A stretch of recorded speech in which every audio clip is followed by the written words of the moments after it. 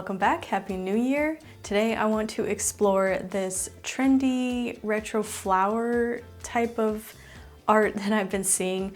I'm not sure where it originated or what it's exactly called, but when I find illustration that looks like this, it's tagged with groovy, psychedelic, retro, 70s, trendy, organic, sometimes boho, and Matisse. So this has inspired me to try my own version of this style, maybe try some doodles first and then paint it into a pattern. That's what I'm in the mood for.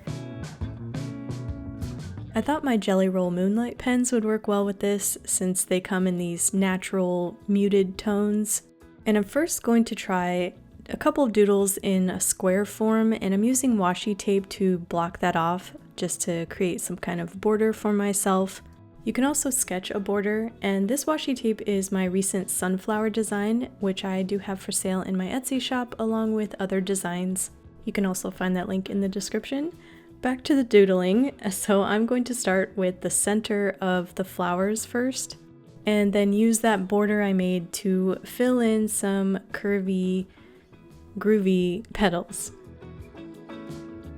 To get this look, I think it helps to have a mix of straight lines and wavy lines. The flowers could look like they're dripping or being squished. That adds to the organic look of it, while leaving white space in between each section. Each petal kind of follows the previous lines, but also forms new ones. I'm probably over-explaining this, but make them swoopy, make them curvy, wavy. It was fun to doodle these.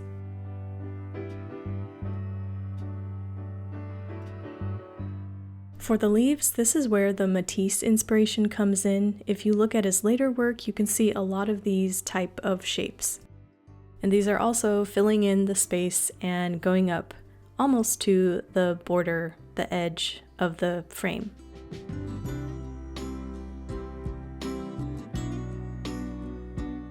For my second attempt, I decided to go with just one flower and see what that looks like. Again, I started with the center of the flower, and I think when the flower is toward a corner, it has that look more because it's following the shape of the frame and really filling it in.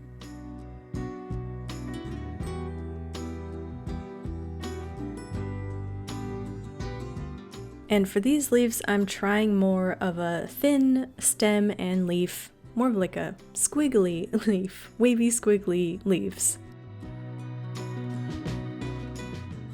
And I filled in the rest of the space with decorative petals. I really improvised on these, and that was part of the fun of it, I think, improvising the different shapes to fill in the space. I often keep washi tape in my little sketchbook to reuse later since it's reusable, and you could also try different shapes like a circle. I think that would look really cool. But overall, I think this was a fun first attempt. Honestly, not sure about the leaves, but I think the next attempt I would like to do only flowers and paint a pattern of them on this faux leather piece. I'm thinking of eventually turning it into a book cover because it's easy to work with, and some kind of pattern on it I think would look nice. We'll see. And I'm going to use a multi-surface paint on top of it, so it's a bit more durable since it will be the outside of a cover. Keeping it simple with just 3 colors, but I think anything with orange and yellow really feels retro to me. And this brown, I think, works well with that color palette.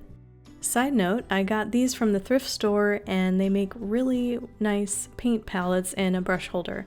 I've really been enjoying finding different dishes or glass or ceramic to hold my paint in, so these are my 2 recent thrifted items. Anyways, back to the flowers. I'm starting with a lot of yellow petals, and I'll fill in the centers later since I want those to be a different color.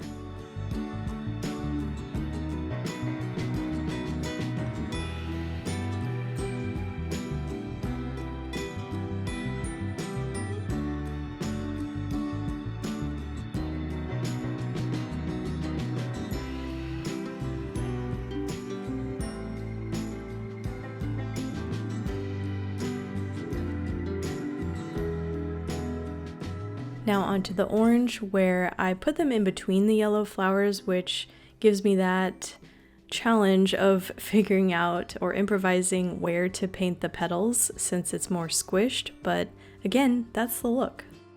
And I decided to switch out the pink color for a light purple.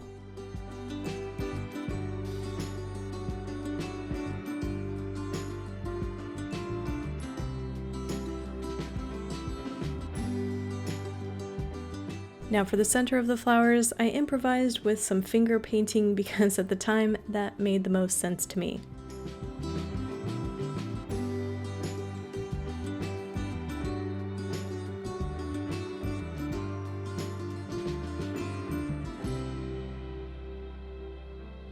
I did plan on putting a second coat of the paint on, but after it dried, I saw the brush strokes and I just felt like that gave it even more of vintage feel.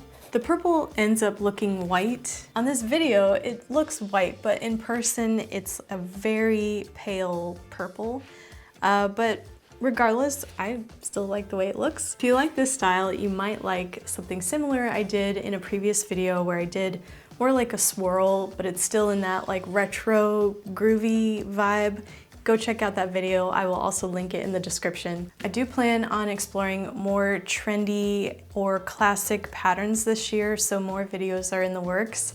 And I will see you guys in the next one. Bye!